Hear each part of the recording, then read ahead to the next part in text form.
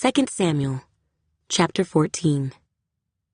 So Joab, the son of Zeruiah, perceived that the king's heart was concerned about Absalom. And Joab sent to Tekoa, and brought from there a wise woman, and said to her, "Please pretend to be a mourner, and put on mourning apparel. Do not anoint yourself with oil, but act like a woman who has been mourning a long time for the dead. Go to the king, and speak to him in this manner." So Joab put the words in her mouth. And when the woman of Tekoa spoke to the king, she fell on her face to the ground, and prostrated herself, and said, "Help, O king." Then the king said to her, "What troubles you?" And she answered, "Indeed, I am a widow. My husband is dead. Now your maidservant had 2 sons, and the 2 fought with each other in the field, and there was no one to part them, but the one struck the other and killed him. And now the whole family has risen up against your maidservant, and they said, 'Deliver him who struck his brother, that we may execute him for the life of his brother whom he killed, and we will destroy the heir also.' So they would extinguish my ember that is left, and leave to my husband neither name nor remnant on the earth." Then the king said to the woman, "Go to your house, and I will give orders concerning you." And the woman of Tekoa said to the king, "My lord, O king, let the iniquity be on me and on my father's house, and the king and his throne be guiltless."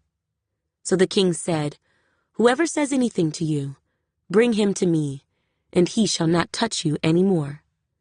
Then she said, "Please let the king remember the Lord your God, and do not permit the avenger of blood to destroy any more, lest they destroy my son."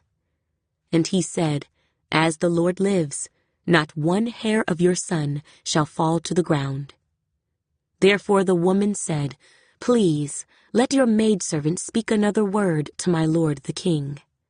And he said, "Say on." So the woman said, "Why then have you schemed such a thing against the people of God? For the king speaks this thing as one who is guilty, in that the king does not bring his banished one home again. For we will surely die, and become like water spilled on the ground, which cannot be gathered up again. Yet God does not take away a life, but he devises means, so that his banished ones are not expelled from him. Now therefore I have come to speak of this thing to my lord the king, because the people have made me afraid. And your maidservant said, 'I will now speak to the king. It may be that the king will perform the request of his maidservant. For the king will hear and deliver his maidservant from the hand of the man who would destroy me and my son together from the inheritance of God.' Your maidservant said, 'The word of my lord the king will now be comforting. For as the angel of God, so is my lord the king in discerning good and evil. And may the Lord your God be with you.' Then the king answered and said to the woman, 'Please do not hide from me anything that I ask you.' And the woman said, 'Please, let my lord the king speak.' So the king said, 'Is the hand of Joab with you in all this?' And the woman answered and said, 'As you live, my lord the king, no one can turn to the right hand or to the left from anything that my lord the king has spoken. For your servant Joab commanded me, and he put all these words in the mouth of your maidservant. To bring about this change of affairs, your servant Joab has done this thing. But my lord is wise, according to the wisdom of the angel of God, to know everything that is in the earth.' And the king said to Joab, 'All right, I have granted this thing.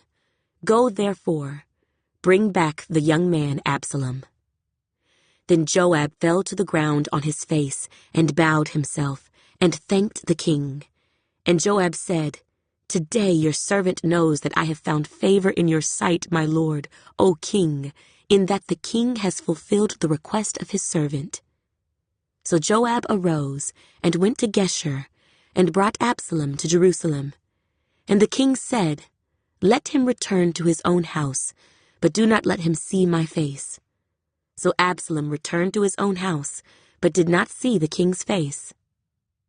Now in all Israel There was no one who was praised as much as Absalom for his good looks. From the sole of his foot to the crown of his head, there was no blemish in him. And when he cut the hair of his head, at the end of every year he cut it because it was heavy on him. When he cut it, he weighed the hair of his head at 200 shekels, according to the king's standard. To Absalom were born 3 sons, and 1 daughter whose name was Tamar. She was a woman of beautiful appearance. And Absalom dwelt 2 full years in Jerusalem, but did not see the king's face. Therefore Absalom sent for Joab, to send him to the king, but he would not come to him. And when he sent again the second time, he would not come. So he said to his servants, "See, Joab's field is near mine, and he has barley there. Go and set it on fire." And Absalom's servants set the field on fire. Then Joab arose and came to Absalom's house, and said to him, "Why have your servants set my field on fire?" And Absalom answered Joab, "Look, I sent to you, saying, 'Come here so that I may send you to the king,' to say, 'Why have I come from Geshur? It would be better for me to be there still.' Now therefore let me see the king's face, but if there is iniquity in me, let him execute me." So Joab went to the king and told him. And when he had called for Absalom, he came to the king and bowed himself on his face to the ground before the king. Then the